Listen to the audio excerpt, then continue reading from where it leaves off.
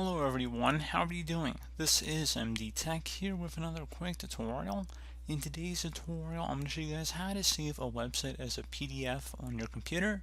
So basically print as PDF. So this should be a pretty straightforward tutorial, and without further ado, let's go ahead and jump right into it.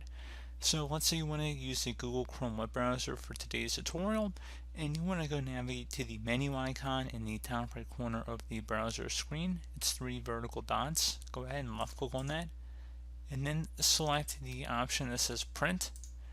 Alternatively, you could tap the Control P combination on your keyboard.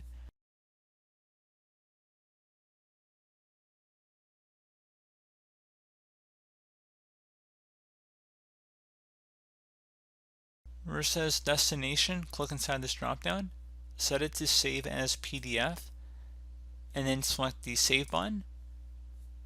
You will then be prompted with a dialog window of where you want to save this file.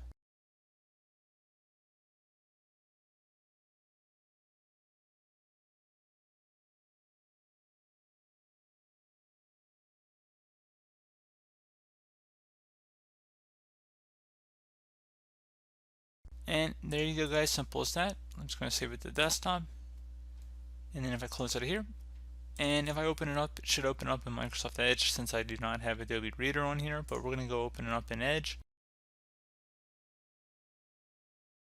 because there is a built-in PDF reader.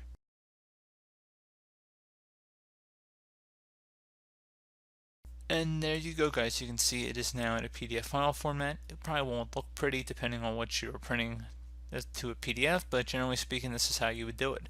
So normally, obviously, if it was just pure text, that'd probably be more ideal, but you guys get the gist of what we did. So as always, thank you guys for watching this brief tutorial. I hope I was able to help you out, and I do look forward to catching you all in the next tutorial. Goodbye.